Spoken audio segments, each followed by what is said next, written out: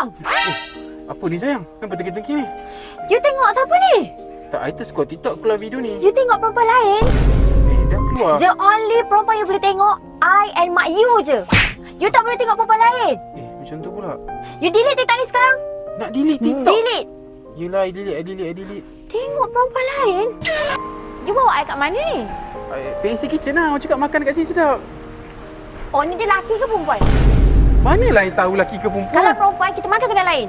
Lah pula, lelaki kot. Owner ni lelaki ni. Jomlah, jom. Betul lah? Ya, jom. Betul laki? Ya. Kenapa ni sayang? Ada perempuan.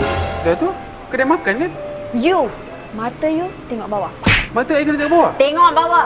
Yelah. Tengok bawah. Ya, kau tengok bawah pula. Ya Allah. Tengok bawah je. Ya, tengok bawah lah ni. Right, tengok bawah. Ya, tengok bawah. Nak makan apa? Waiter perempuan? Kat sini memang tak ada waiter lelaki Tak ada, perempuan je. Jomlah balik. Sayang, nak pergi mana? Duduklah, kita dah sampai. Order je lah. Okay lah, I tak tengok. I tunduk bawah. Tengok bawah? Ya, I tunduk bawah. Ya, I tunduk bawah. I tak tengok waiter perempuan ni. I nak... You tak payah? You tak payah order? Ya. You tengok bawah? Ya, Jangan tengok depan.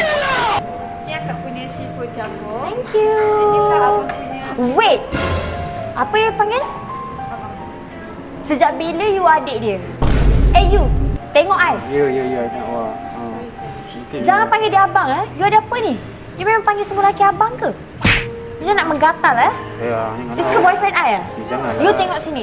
Ya, orang tengok malu lah orang. Dah pergi. Malu lah ke orang. Kita dah tak Panggil makan abang kan. pula. Jangan tengok sana, tengok sini. Ya, I tengok pizza ni je. Ya, I tengok pizza ni. I tengok pizza ni dengan you je sayang. Sedap ni, pizza beef tenderloin. Ya. Ni apa? Yang ni PNC seafood. Sini. Ya, okay. Jangan tengok sana. Tengok bawah je. Makan. Nak bayar. Wait. Apa ni? You saja je kan you nak tengok dia kan? Bagi I bayar. I nak bayar je. Tak payah bagi I bayar. You pergi masuk dalam kereta. Tengok sayang, boleh menang emas. Tu nak bayar. Tak kisahlah emas ke silver ke, pergi masuk dalam kereta. Saja je nak tengok dia kan? Jangan tengok dia, tengok I. Tengok bawah. Ya. Pergi sana. Ya. Ya. Ya.